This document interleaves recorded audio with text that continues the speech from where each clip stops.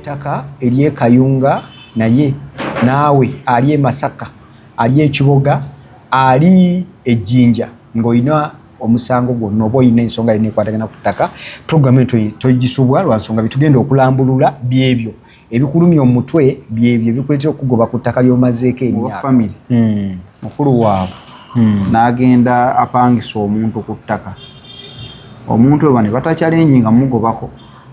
n'abeerako oli nga mukoledde endagaano akaseera bwe kaatambula oli n'atuuka tayimu n'amugamba nti kati nguza yasooka omupangisaako kati nguza era ono n'amukolera endagaano emuguza eyaleeta oli ku ttaka namukola endagaano emukola ki emuguza mukulu bosi aguze talina era lukusa lujja n'agamba nti wano nze naguzeewo kati ze landiodi wammwe ng'oli wa eka nnya nkusazeeko 3 nkulekeddeemu gw'oli wa 5 nkusazeeko nnya nkulekeddeemu gw'owa 2 nkulekedde afu eka kyonna kyemukola awo kulina kuba kuteeseganya kukkaanya buli omu mu bulamu alina ennaku ez'ekijjukizo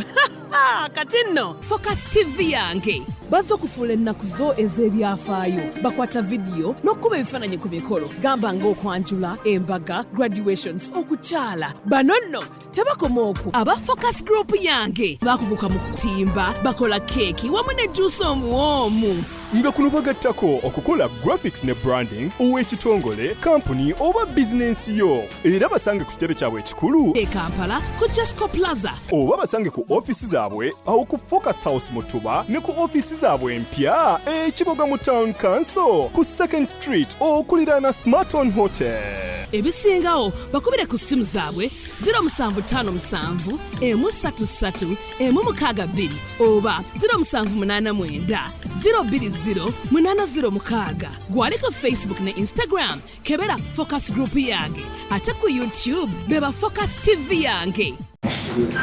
Okay, buterevu nkwaniriza nate ku Focus TV webale nnyo kubeera ng'ogoberera bwe nnyo kubeera ng'olaba olunaku lwaleero era tuzze tutunule mu nsonga z'ettaka era nga tugenda kusimbuliza ku kilayanti omu eyakubye essimu ng'akubira Focus TV ne mukwasa Kanso Matovu ono n'abanga genda tunnyonnyolamu biki oba oliawo ebirumira era biki ebiyinza okubeera nga biremesa omusango gwo tuli ku ttaka ery'e Kayunga naye naawe ali e Masaka ali e Kiboga ali e Jinja ng'olina omusango gwonna oba olina ensonga yonna ekwatagana ku ttaka programu togisubwa lwa nsonga bitugenda okulambulula byebyo ebikulumya omutwe byebyo bikuleetera okugoba ku ttaka ly'omazeeko emyaka obuwanana era ng'okaddiiddi nako olina n'abazzukulu ne bakuggyako naye nga wakola ensobi zaava luddawa birina tugenda kuba tubiyisaamu Kanso sebo nkwaniriza ku Focus TV nsaba ombulize ku balabi baffe abalabi ba Focus TV yonna gye musinziira okutulaba ne tubabuuzaako ne tubeebaza abalina gye mutaka bano okukola abalinamu okusoomooza tubasaasira ne tubakwasa Mukama Katonda ajja kubasaasira nammwe ate abazza akamwenyumwenyu ku matama ensonga okonyekonye ku nnyingi naye atulaba era atugoberera waliwo kesi gye twali twogeddeko era kiraya nti yankubira essimu by the way twava ku eri show eyasembayo yankubira essimu ne mukuwa biwannyonnyola off camera nagamba nedda nja kukomawo wano waliwo omuntu omulala ali mu scenario yeemu nga essuubi likyaliyo alowooza ayinza okunonola ettaka lye naye waŋŋamba nti waliwo ekiseera wekituuka waliwo step wootuuka nga ne bw'oyita Katonda tikyasoboka kubeera so njagala tumpitire ku scenario eyo then ebisigadde tujja kudda wali mu maaso tutunuulire ku cases endala ez'enjawulo na biki abantu bye balina okuba nga bamanya ddala ku mivuyo gy'ettaka kaakati ekisooka ettaka oli keesi ye ettaka ekisooka lyali lya family mukubanga lyali lya family bo mu ba family mukulu waabwe n'agenda apangisa omuntu ku ttaka omuntu oyo bane batacyalenjinga mugobako n'abeerako oli nga mukoledde endagaano akaseera bwe kaatambula oli n'atuuka tayimu n'amugamba nti kati nguza yasooka omupangisaako kati nguza eyo namukolera endagaano emuguza eyaleeta oli ku ttaka namukolera endagaano emukola ki emuguza wamala mukolera endagaano emuguza ekyapa tannakifuna agenze afunye leetaazi awo wonna famire esirise tefaayo bamala okufuna leetaazi bona leetaazi nga zitambula nga tebannaba kuzigurantinga wabaawo zimala wikisi 2 naye wikisi 2 baba balinze bwabaayo wa famire atali mumativu either jje aziteyo kavieti omulamuzi abayite awulire ensonga zammwe buzibu ki lwaki talina kufuna leetaazi naye byonna tebyakolebwa oli na successfully n'afuna leetaazi n'agenda neyeewandiisa ku kyapa n'abanga yakiriko nga administrator n'akwata ebiseera ebyo emabega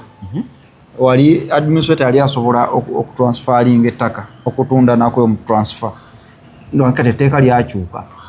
administrator kyasobola kutunda ttaka nga talina consent y'aba beneficiaries naye oli kyali kisoboka emabega kati kweno keesi y'omwami ono mutusale tujja kwogera linnya naye yetegedde ku keesi y'ono administrator by then yali ayina ebiseera ebyo bakikolera wayisa akabanga administrator yali asobola okutunda ettaka nga talina gwe yeebuuzizaako nako ne transfer kakati obuvunaanyizibwa yali aweebwa omukisa ogwo okukola buli kimu yalinga asobola okukola buli kimu ku estate era kati yafuuka afunye obuyinza nga administrator n'akwata ettaka lyatunze oli namukola transfer olina ekyapa n'akifuna ate nga aliwo obusobozi n'oli okubanga ekyapa yaba yakikyusa kuba bano abamu jjajja amanyi kati ekyapa bwe kitambula emirundi 3 ono omuntu ow'okusatu oba tokyasobola kujja kumukyalenjinga kumujja ku ttaka okitegedde kansa ako kaddemubakakulu nnyo waliwo gwe tuyita ono aba purchaser without notice ow'okusatu aba protected by law ye teyamanya mivuyo gyammwe gino egyali yeeno emabega egyasooka lize litambula ettaka lino famire eno basirise kati mugenda okuva ekyapa kino akiri muntu ono ow'okusatu tolina bwojja kuddamu kulikavalinga ttaka wabula kati ono ye aba seefu ettaka alisigalako ono ow'okusatu first of all custodian w'ettaka wano bamuyita landis ono ye bwe yali agenda okugula ettaka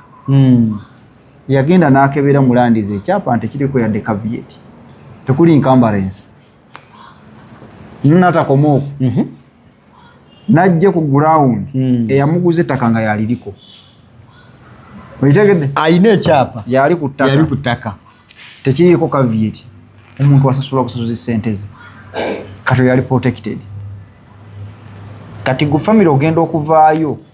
oba oluddewo kati kyembagamba abantu ambiso biba bitambula nga gye bali naye nga basirise kati wayita ebbanga eyo obumu embeera omuntu emunyize n'agugumuka naye twalina ettaka lyaffe bannaye kati ate mukulu waffe yakola bwadde bwati naye wano muntandikwa nga mwamuleka kati kyova lwe nali mbagamba namba falaasira omuzadde abamu gye muli omuwoza taata waffe yatugamba tetugabananga ttakali omuntu kasita amala okufa ebyobugagga bye biba tebikyaddamu kuba bya muntu omu kasita afa bekapa ebyobugagga bye tebikyaddamu kuba bya muntu omu era aba takyabinako buvunaanyizibwa bw'aba teyalaama bigendawo mu ofiisi ya administrator general n'akwata n'akuuma ebyobugagga ebyo paka mmwe nga mwekozeemu omulimu emaali y'omugenzi negenda kumanagingibwa etya naye emanagingibwa kati awo ne mutunda oba teyalaama nti atulonze gundi ne gundi be bagenda okuba ba administrator baffe awo betwesiga mulina oba 3 ne bagenda ne bafuna letters kati bamala okufuna letters administrator general obuyinza aba bukwasizza abo okumanaginga estate y'omugenzi era nabo omulimu gwabwe estate y'omugenzi ono nti baba ojjukira nga tebanafuna letters baba bategeeza administrator general yaleka ebintu kino nakyo na kino yaleka abaana bwe bati balina bigabanya mu baana b'omugenzi be ba beneficiaries abo abateekeddwa okufuna abaganyulwa bateekeddwa okuganyulwa mu estate y'omugenzi n'abagabanya bw'amala obbagabanya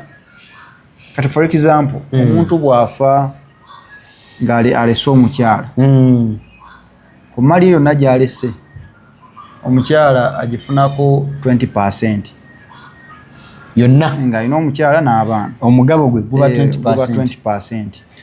Let it be mwafumbirwa mu kawundo kakubye eddirisa. Bwe mba njogera ku mukyala njogera ku mukyala mu mateeka.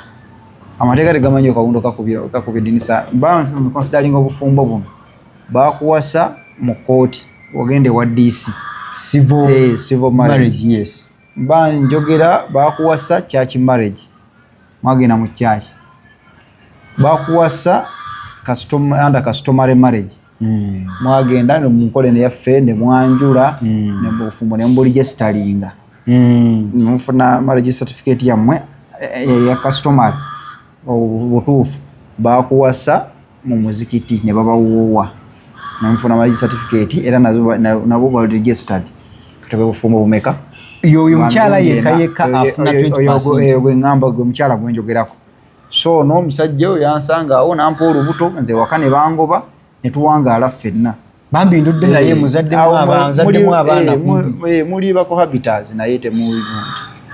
mubadde mu habitation ebbanga lyammwe naye temuli bafumbo. Kanso ku byobugagga mbeera omukyala abeera ddine anti example omukyala oyo nga alina okubanga obufumbo abwingira mu biti ebyo bina ngamba nga tabiriimu ebyo nga tabiriimu anti kati oyo mukwano gwo mwazaala abaana bano bo baanabo era ba beneficiary. Tewaliwo kanyumero konna kansonga bwangamba nti kutaka bumalako emyaka bwegiti anti kati kyote kiriyo. Anti nkuwadde example omukyala yaani kati oliko habita muli mu cohabitation era oyo n'abaagadde okwawukana kati kankuwa example etteeka tulina kye tuyita matrimonial property oba ne matrimonial home musobola okuba amaka gammwe mubeera wano kati wano we mubeera nti we muzaalidde abaana bwe mutuuka okwawukana waliwo okuteeseganya mugabana ku bintu gwe ne mukyalawo abali mu bufumbo buno wano we muzaalidde abaana ono ne bw'aba atunda omusajja ebibye ngale nga mukyali mwenna omukyala wano asitopinga otundawo kubanga ayinawo shares maka gammwe ag'obufumbo. Mwina matrimonial property nti mu bufumbo bwaffe naye amaduuka galimu tujje ssente ezituliisa wano. Kati era tukimanyi bulungi nti buli mwezi waliwo wava ssente ne tugulako emmere naki nti tosobola kutundawo omukyalo nasobola okulemesa nga takkiriza. Naye ne mba mutuusa okwawukana nti wabaawo okugabana ebintu ebyobugagga mukoze mwenna ng'abafumbo. Naye bano bali be muyita simanyi omuwala yafuna olubuto ne mutandika okubeera naye era bwe mutuuka okugabana kyeyaleeta kyatwala. Waliwo omusango ogwali wano omukyala era agenda mu kooti nga ye yagula kateni n'aziteeka mu nnyumba bamugamba jjamu kateni zoba otwala kuba tebabadde na bufumbo. Okitegedda bo badde beeyisanga abafumbo bakola ebyabafumbo naye nga tewali buki nga tewali bufumbo. Naye kati njoga ku mukazi omufumbo aba alina 20% ali mu kutulaba ng'omutiisizza yalabbi omusika n'atwala 1%. Kanso wano awo ennyini mukyala wange tubadde tuli mu kawundo kakubye eddinisa naye bwe mbadde sinava mu bulamu bw'ensi eno nakola eddaame era ne mbaako bye mmuwa mwe mu kuteekesa mu mateeka. Kati ate awo walaama kati mbadde nze ndikwata alaama bw'oba tewalaama kati ffe tteeka ligamba ki nti omukyala afuna kino omwana afuna kino bano ba dependents babaddeyo waka bafuna kino baba tebabaddeyo bafuna we bati. So kati ekyo nze kyembeera nkola ki kyembadde ntunuulidde. So eddaame lyo bwe liba weeriri oba protectinze mukyalawo oba mwagenda mu bufumbo obutukuvu oba osobola omuprotectinga. Anti kati eddaame yo wish owandyagadde ebintu bisaasaanyizibwe bitya bigabanyizibwe bitya kati oba otulazi bweyagala bigabanyizibwe. Amateeka galina tekisa mu nkola. Omuntu asobola okulaama n'agamba nti ku ttaka lyange nti eka 8 nti eka 10 nziwadde ekkanisa. Tetusobola kugamba nti ekkanisa eno abagisabiramu si baanabo togiwa ttaka ekkanisa eyo abalimu kati bayaaye yagiwa bali abalala oba ettaka lyo wayagala ebyobugagga byo ogabeko waddeko ekkanisa awo tewali buzibu oba abirambika buki bulungi naye era n'amalaame bangi abantu bagakola ng'ate era mafu nga galina bye gatalina oba nakugambye buli muntu ekisooka kya buvunaanyizibwa alaame naye ng'ogenda okulamba kanso nsaba okujjukiza atulabye for the first time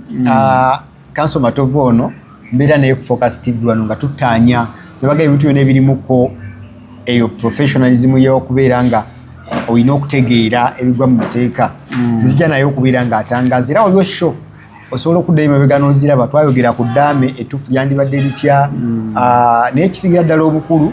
kwe kubeera nga kansa akubiriza nnyo okubeera ne contact ya munnamateeka naye oba tolina yiye naye bwera munnamateeka yenna asobola okuyambako okulambika ebintu bino olw'ensonga nti keesi gye tuliko eya omusajja tuyite kilayanti waffe omugoberezi waffe era ali saidize eyo Kayunga Bbaale yatukubira essimu naye nga kiri leeti kyali leeti lwansonga nti already steps zaali zasukka dda bino nno bikulu nnyo nti singa alina munnamateeka yenna ebintu bino nga byaliwo bifo nga tanaba kubeera nga steps zino ziggwayo yandibadde ataakiriza kuba ettaka ddene ettaka eri mu acres almost nga 10 iddene ekituufu ekyenkanidda ate n'ekirala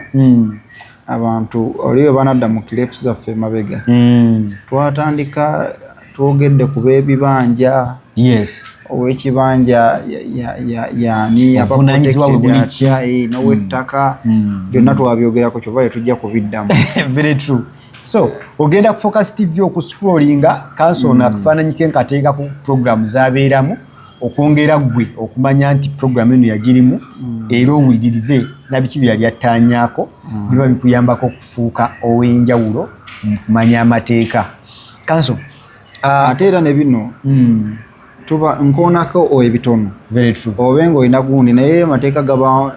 magazi ndasobola gonna kujja nga taputire wano naye kati nkoonako obutono nemmaliriza nga nemmaliriza nga nkugamba nti kyabuvunaanyizibwa buli muntu obeereko ne munnamateeka ensobi zikolebwa nnyo mu biwandiiko bye tukola kati ŋŋambe ne ŋŋamba abantu okulaama omuntu najja n'atuula nga ye n'akola eddaame lye n'akulukuunya naye ng'eddaame lyakoze tali guided nga fu katono nnyo njagala otubbireko koba omuntu ono tumwekwinti tujja kitunulako kimanyi kiyinza okuba ekigazimu tujja kwongera omutunulira okitunula mu maaso eyo tulina bika by'ettaka bya mirundi emeka era kati bwe tudda ku keesi yaffe kwe tubadde ettaka nga nnyo ettaka lisinze nnyo tubadde tufokasinga nnyo ku ttaka lya wano fokasi yaffe ng'eri ku Maryland yes kubanga kwe kusinza okuba emigozo bano kati Maryland lyettaka eri complicated nti liba n'abantu babiri tuba ne landlord ne tubaako n'ow'ekibanja tenanti olwo kati abantu bano ababiri beekanga nga basanga nga bali ku ttaka mulundi gumu kiva nali nnambika nnyo bwati bano gwe tuyita ow'ekibanja ne landlord kati nga abasinza ottawaanyizibwa ow'ettaka ono yasinza ottawaanya ab'ebibanja ate nga abantu si benkalegi nga nti togula kibanja n'ekibanja lwaki ti n'ekibanja kino toyina ekibanja kyo bw'okigula mu butuufu ng'okifujja mu butuufu okibeerako ebbanga lyonna kasa okigula okifuna mu butuufu naye ne mbabuuza ki ekiri mu butuufu okifuna otya awo ow'ekibanja ono nga tannakuguza kibanja kuba ebibanja tulina ebibanja ebiri ku ttaka ly'Obwakabaka nga ettaka lya Kabaka awo embadde njagala eryo ttaka oyo Mmengo Kabaka kuliko abasajja be abatongole ba Kabaka babeerako ku byalo ebyo byonna okuli ettaka eryo kaakati oyo yaba acting on behalf of the king kati oyo aba waali nja ne mu consultingako ekibanja ngenda tutunda ekibanja kyange era yatera okubasabayo oba kanzu ebyo tebirina buzibu n'okola endagaano ndi mu kwogera ku ttaka lino mayiro waliwo square mayiro yaba mwami Kalibbala. Mwami Kalibbala ye landlord. Naye tekusukka mayiro kuna ayinako ab'ebibanja abaweranga 150. Kati ono ow'ekibanja nga anaatunda ayina sooka wa mwami Kalibbala. Kumwebuuzaako Mwami Kalibbala njagala kutunda, si mwebuuzaako, kumutegeeza ntunda, njagala kutunda kibanja kyange. Nze olembeera nti wakyadda mmere ate nze nnima amatooke. Mwami Kalibbala amugambye nti awo kitunda mmeka, kinjagala obukadde bwange 5. Mwami Kalibbala amugambye mbulina landlord kambukuwe nze neddize ekibanja kisigale ku ttaka lyange ndeddize. Nti zimpe baba wabula bw'otuuka Mwami Kalibbala nagamba sirina munnange ssente oba otunda gwoguza ng'ofuna omuntu omulala kisitunga ajja ng'omuguza ng'omwanjuya Mwami Kalibbala. Kyekibanja nkiguzizza Kisitu okuva leero no irandiroodi waffe, irandiroodi wo bw'aba badde osasula busuulu gy'oba obutwala abantu tebaliyomba ebbanga lyonna. Omwanjudde mukanyiza mirembe mwawukanye tebaliyomba ebbanga lyonna. Kati ne landlord lwe bukya ku makya ng'agenda kutunda wano awali abatuuze bano 30. Kuliko abatuuze 30 ab'ebibanja bano naye asooka ajja abalabe bannange nyinamu ebizibu, eka zange wano 15 njagala kuzitunda, mulina essente mwegule. Fete tulina ssente. Nti kale nguzizaawo mukulu bosa. Kati ye bosa irandiroodi wammwe bano b'ebibanja bali ku ttaka lina kuguzizza n'omutandika kuba mwami bosa busuulu bwe, temuliyomba ebbanga lyonna. Bosa talina buvunaanyizibwa oba talina buyinza bujja gobako bapangisa bano. Bw'aba ye ettaka alyagala nga tabaagalawo ayina kujja n'abawa essente n'abakompasetinga n'abagamba bannaaye nti ettaka naliguze nti naye nze njagala kukolawo kino na kino, jazimba factory. Naye mbadde mbasaba nti twebale buli omu ekibanja ky'onkusasula ogenda ogula awalala. Si kugoba bugobi. Si kugoba bugobi, talina mu tteeka wabagobera. Kansa abantu ng'abantu tuli mu butamanya banna. Naye kati bambi si kugoba bugobi. Si kugoba bugobi. N'akalala ke batera obbakola. Ono mukulu gundi eyakagula, mukulu bosa aguze. Talina era lukusa lujja n'agamba nti wano nze naguzeewo kati nze landlord wammwe ng'oli wa eka 4 nkusazeeko 3 nkulekeddeemu, ng'oli wa 5 nkusazeeko 4 nkulekeddeemu, gwowe 2 nkulekedde afu eka. Kyonna kyemukola awo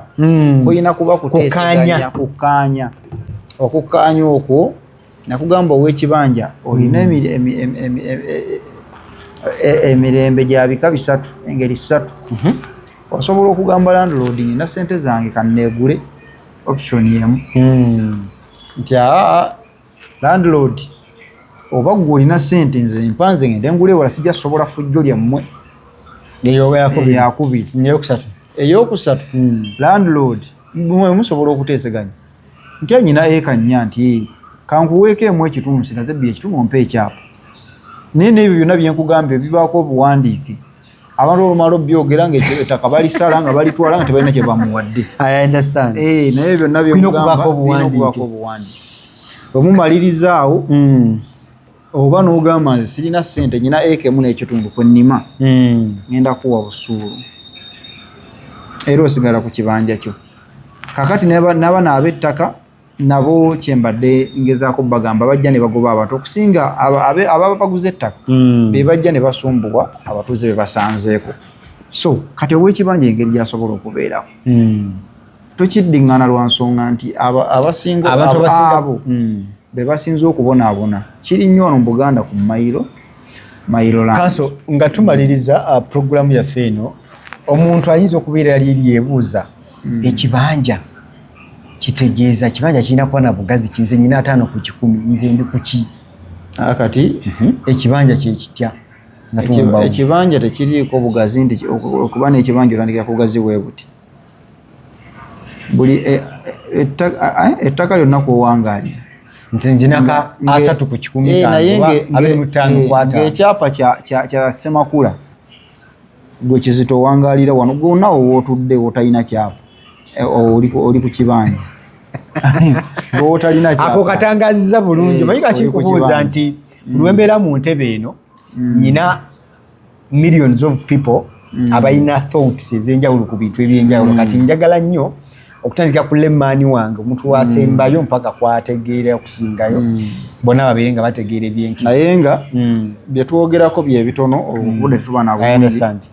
enamba zaffe zibaako kasobawe enamba ya WhatsApp eyo kwaluli bankubiranga bagamba ate kati ennyamba kasujukira bayinawe omulembe gwe tuliko kansa abantu baagala nnyo okunyiga okusinga okukuba kati WhatsApp number nendowooza ogiteekako esembe 19 it is 0705 51 6319 okay 0705 51 6319 awo ombuuza ebisinga obungi mu bulambulukufu in details nkoonako bukonyi katini era oyinza okuba olina kyewali owulidde nga sikyogedde togenda nogamba ate kano nga yakaleseeyo enamba azikuwadde ate ne producer ajazitira olina kyeweebuuza so that oyongera okufuna details onakaawo tuwabulangane nkubuulire kola booti kale nze ade awuba force kimwe muyanja obadde mulungi nnyo okuva gye twategedde badde ne kanso matovu ono nga tukubakuba mu tooki mu nsonga ez'ettaka mu nsi muno omuntu yenna ayayana nnyo okubeerayoko n'ejjiiko y'ettaka so bwe tutattaanya nsonga ezo buli mundi bwensanze kanso mba mulyazaamaanyi ate era nammwe bye mumbuza mu comment section byensinziirako kubeera nga mbaddamu mbadde ne bannaffe aba Focus Event Services bagamba nti beine bakolera omukolo gwo obeere nga naawe ofuna service ennungi ddala bakutegeeza okubeera nti balina aba MC abalungi balina obaoliawo abakozi b'ebifaananyi abalungi video ennungi juice wamu ne keeki ez'omulembe banoonyeko enamba screen ate era ne ku TikTok Focus Event Services kweri babe bakuwa ekisingira ddala Focus Graphics and Branding bo basaale nnyo mu kubranding omulimu gwo byonna byandetaaza okubeera ng'olabika omulimu gwo gulabike byonna Focus Graphics and Branding baba kikolako enamba z'essimu ku screen Bicycle Kick bagamba nti komyawo amaanyi komyawo batereza ekisenge the moment amaka gaberemu okubeera ng'ekisenge kiyuuga batusobola kubeera ng'omalako so ng'omusajja olina okubeera gomite bebwale okubeera nga bakuyita enkoko otherwise siyinza kuba nga nsukka wano tusigane mu vidiyo ezijja mu maaso bye bye ku subscribinga ku Focus TV yange bingi